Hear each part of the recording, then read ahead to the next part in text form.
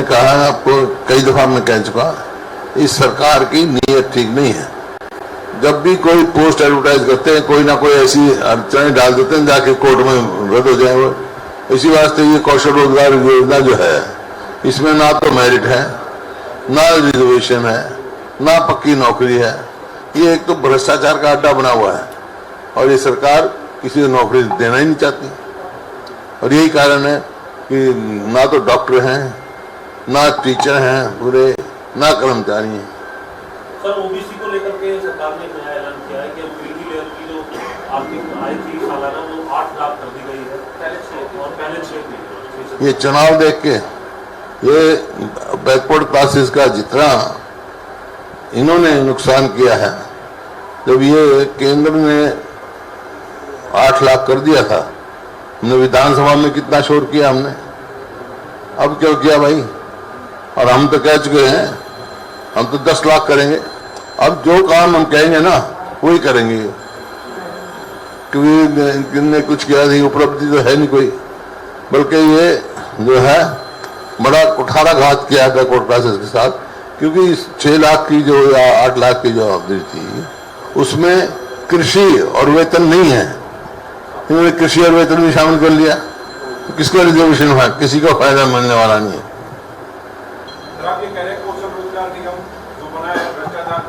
हाँ बिल्कुल, आपकी सरकार आएगी तो आप इस निगम को खत्म कर देंगे? बिल्कुल, कोई मायने नहीं, हम तो पक्की नौकरी देंगे, 2 लाख नौकरी देंगे जैसे पहले दी हमने नौकरियां। पहले जैसे डीसी रेट पे नौकरियां दी थी, हमने तो ठेकेदारी सिस्टम बंद कर दिया था, ठीक है ना। और ये सरकार ही खुद ठेकेदार बन रही है। तो कुछ आप मुख्यमंत्री ने कहा कि वो 50,000 नौकरियां देंगे, दे तो दी, सुप्रीम कोर्ट का फैसला दे तो लिया, 23,000 तो कोई बट्टे खाते। सर, कुछ घोषणाएं, हालांकि आपका घोषणा पत्र आएगा, लेकिन कुछ आपने पहले भी घोषणाएं की हैं अभी लगातार पेंशन को लेकर के या फिर ये ओबीसी वाले, वो जो घोषणाएं कर चुके हैं, एक बार आप बता दीजिए ताकि सरकार, आप कह रहे हैं कि जो आप कह रहे हैं वो कर रही है सरकार, कर तो रही है। जैसे अब ये जैसे ओबीसी का ये क्रीमी लेयर की बात कर दी है, हमने कह दिया था भाई हम 10 लाख करेंगे हैं, और आपका ये 100 गज के प्लॉट की कोई स्कीम नहीं है इनकी, लेकिन बस फोटो खिंचवा रहे हैं हम 100 गज का प्लॉट दे रहे हैं। कौन से प्लॉट दे रहे हैं मेरे को? 4 लाख के करीब तो हमने अलॉट कर दिए थे, 3 लाख हमने चिन्हित कर दिए थे, और ये कुछ ऐसे प्लॉट रह गए थे जिनका पोजीशन नहीं है, उसका कुछ आपस में डिस्प्यूटेड हुए थे, वो भी ये दे रहे हैं। अब जो कई जगह शिकायत मिल रही मेरे को, जो ये पोजीशन लेटर दिए वहां तो झोड़ बना हुआ है। ये सिर्फ लोगों को आंखों का धूल झोंकने का काम कर रहे हैं। इसी प्रकार से आप कोई भी काम देख लो, ये कह रहे जो हम कहेंगे वही करेंगे। साहब, जिस तरीके से दिल्ली और हरियाणा के बीच जो जल विवाद चल रहा है लगातार, आप किस तरीके से देखते हैं? दिल्ली कह रहा है कि हरियाणा पानी दे रहा, हरियाणा कह रहा है कि हम जरूरत से ज्यादा पानी दे रहे हैं, तो आप क्या किस तरीके से देखते हैं? दिल्ली और हरियाणा में कोई विवाद नहीं है, विवाद है हरियाणा में और पंजाब में, जो हमारे हक का पानी नहीं मिल रहा, जो कि सुप्रीम कोर्ट तक फैसला हो चुका है, एसवाईएल का फैसला फाइनलिटी हो चुका है, और केंद्र में सरकार बीजेपी की, हरियाणा में भी सरकार बीजेपी की, पानी नहीं, वो नहरी नहीं वो कर रहे खोद रहे, जबकि सुप्रीम कोर्ट ने आदेश दे चुके हैं और उसमें कोई रिव्यू नहीं है, कोई वो नहीं है। क्यों ये वार्तालाप करते हैं? जब एक फाइनलिटी अटेन कर चुका है फैसला, सुप्रीम कोर्ट से बड़ा कौन सा वो है कोर्ट? क्लस्टर 2 और 3 में जो है वो बीमा नहीं मिल रहा, किसान परेशान हैं, किस तरीके से देखते हैं? क्लस्टर 2 को मिल ही नहीं रहा, उसमें 7 जिले हैं जिनको इंक्लूडेड नहीं है। तो ये सिर्फ मैंने कहा, और जो बीमा है प्रधानमंत्री बीमा योजना, वो केवल जो है जो कंपनियां हैं वो मुनाफा काट रहे हैं, पूरे तरह कंपनसेशन भी नहीं दे रही।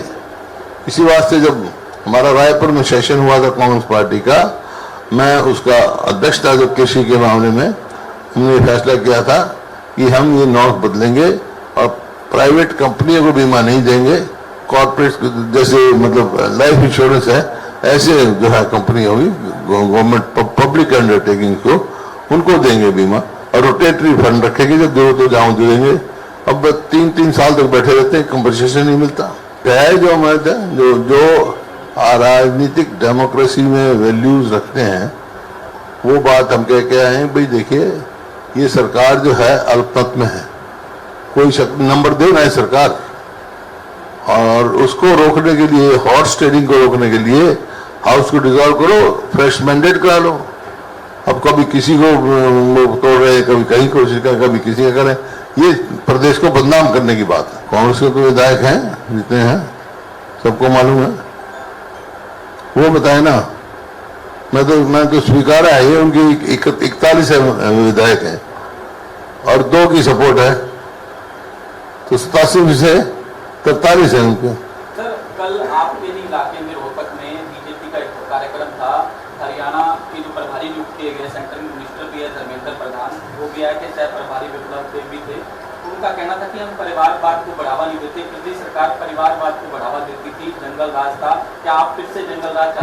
मेरा इलाका एक नहीं, मेरा सारा हरियाणा मेरा इलाका है, सारा देश मेरा इलाका। आपका गृह क्षेत्र? सारी गृह क्षेत्र है, हरियाणा भी मेरा गृह क्षेत्र है, मेरा सारा हरियाणा। भाई हरियाणा को विकास कराया मैंने, और वो अपना काम कर रहे हैं, हम अपना काम कर रहे हैं। अब परिवारवाद, उनके पास कोई मुद्दा तो है नहीं, उपलब्धि जो क्यों नहीं बताते भाई? कोई परिवारवाद की तो इन्होंने वो बना रखी है कहानी। कोई भी हो व्यक्ति हो, कोई राजनीति में प्रजातंत्र में थोप नहीं सकते, मौका जरूर मिलता है। कोई परिवार, मान लो मेरा परिवार राजनीति में है, मेरे को मौका जरूर मिलेगा, लेकिन थोपा नहीं जा सकता। अगली बार लोग छुट्टी कर देंगे, तो जो काबिल हो वो आगे जाएगा। सर, जो कोई भी हो इसमें। अब जो मैं किसी का व्यक्तिगत नाम लेना चाहते, जो कर रहे हैं, शामिल कर रहे हैं, वो क्या भाई? दोहरा पैमाना रखना। अरे प्रजातंत्र है, लोगों ने चुना है विकास करने के लिए, बड़ा करने के लिए। अपनी उपलब्धि तो बताओ, क्या किया है तुमने 10 साल में? तो मैं कोई ठीक है उपलब्धि होगी तो मैं कहूँगा हाँ किया, अच्छा किया। किरण चौधरी का कहना है कि जो लोकसभा में जो प्रत्याशी उतारे थे, तमाम प्रत्याशी जो है वो हरियाणा से उतारे जा सकते थे। सोनीपत के जो प्रत्याशी उतारे गए, गुरुग्राम के जो प्रत्याशी उतारे गए, वो बाहर से प्रत्याशी क्यों लाने पड़े? क्या 10 सालों में हमें हरियाणा कांग्रेस को अपने प्रत्याशी नहीं मिले? सोनीपत का प्रत्याशी कहाँ का पता है आपको?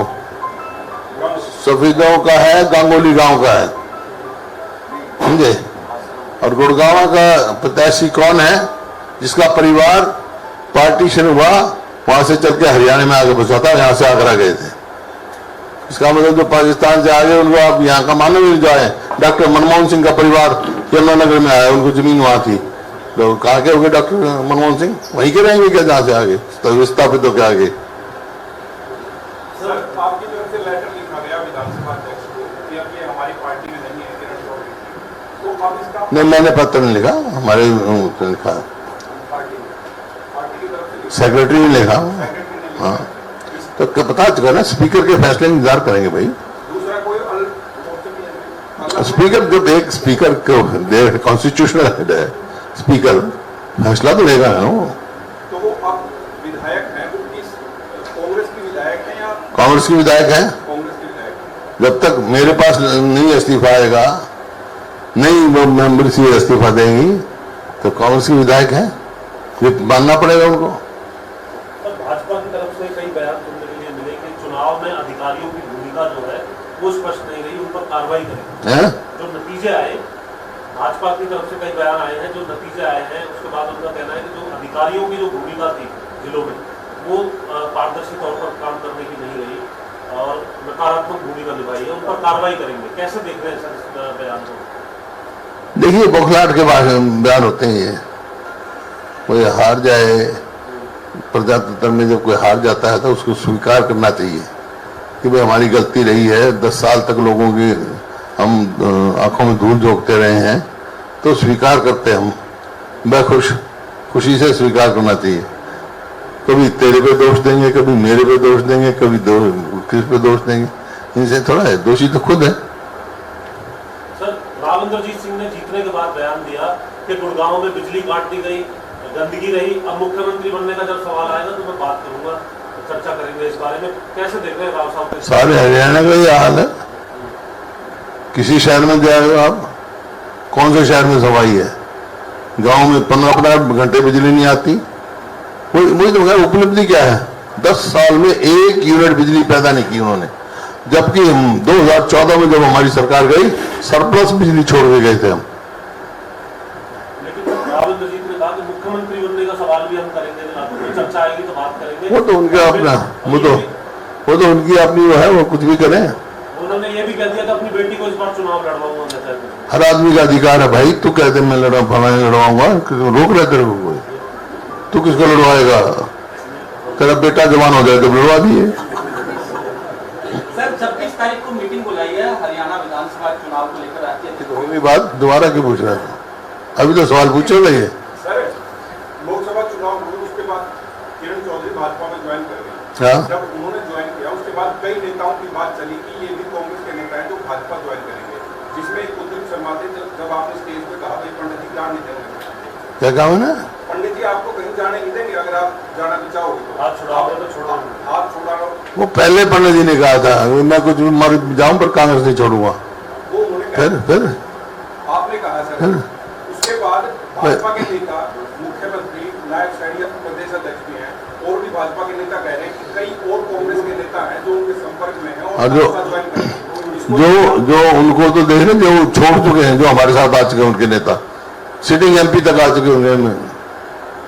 कुमारी शैलजा जी कहते हैं कि हम बाकी राजनीतिक दलों से वो जो नेता है उनको अपने कुंबे में शामिल कर रहे हैं, उनकी लगातार जो है वो गिनती करके बताते हैं कि इतने नेता हमने ज्वाइन करवा दिए कांग्रेस में, लेकिन अपनी कांग्रेस से जो लोग 2-2 डेकेड्स से 3-3 डेकेड्स से जो कांग्रेस के साथ रहे हैं वो दूसरी तरफ जा रहे हैं, उस पर कौन जा रहा है? एक आधे के जाने से कोई फर्क नहीं पड़ता। मैं 42 की बात कर रहा हूँ, तू 1 की बात कर रहा है। तो साहब क्या दावा है, क्या नारा है इस बार विधानसभा चुनाव में आपका? हैं? क्या दावा है, क्या नारा है विधानसभा चुनाव? नारा ये है, लोकसभा में हाफ बीजेपी, विधानसभा में साफ। और बोलो। मेरी तो सारी पूछो, तुम अपना बताओ, तुम क्या करोगे? ठीक चलोगे? आपके हाथ में